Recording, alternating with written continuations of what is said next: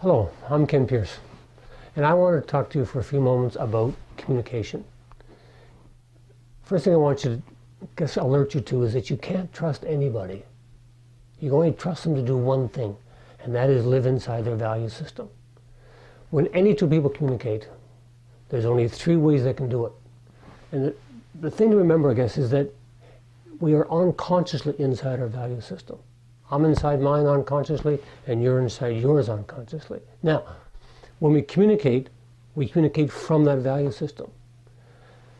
You can only trust people to operate inside that because they're doing it unconsciously. So when two communicate, each operate inside their value system. Now, when they do that, there's three ways they can do it, as I mentioned.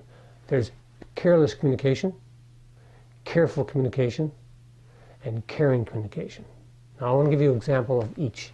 Careless communication is when one person says to the other person, I'm right and you're wrong. We're doing it my way. It's called self-righteousness. And I don't have to tell you what the impact is. The other person will tend to move away in some form. The second kind of communication is called caring communication. Called careful communication. And careful communication is when one person says to the other person, you're right and I'm wrong. We'll do it your way. And that, of course, is like walking on eggshells. And you can imagine how that works. The third kind of communication is called caring communication. And caring communication is where you recognize, or the one person recognizes that their values are okay for them, and they respect the fact the other person's values are okay for them, and we respect the differences. And so we basically say, my values are right for me, your values are right for you, and let's communicate in a way that respects both. Now, let me give you some examples. Let's take the example of a couple. Let's say they're Paul and Paula. And Paul really likes bikes. He's into cycling.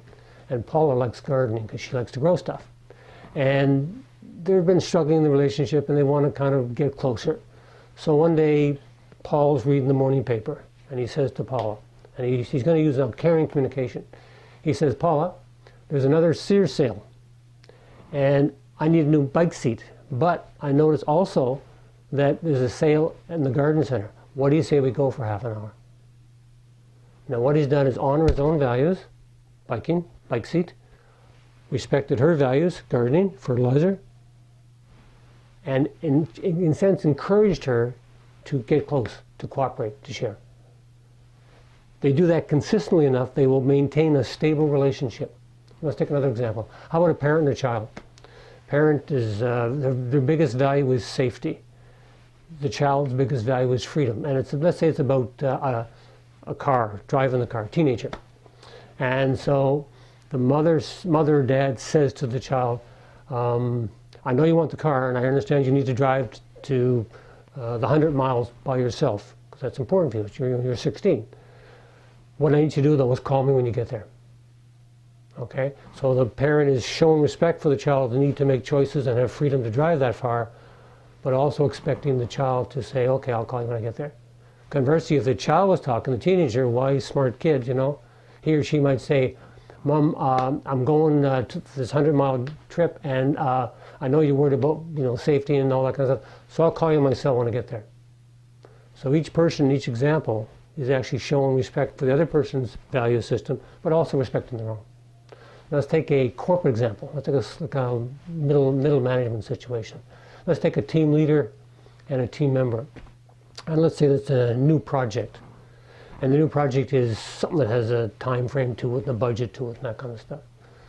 The team leader is talking to the team member and he says you call him Joe. He says, Joe. Now, let's go back for a second. Now, Joe's values is being challenged and enjoying his work.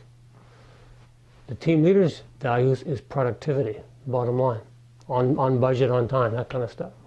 So the team leader says to Joe, I know you like a challenge, I know you can do a good job, I just need you to give me monthly reports. So he's honoring his employees' values, and he's also honoring his job.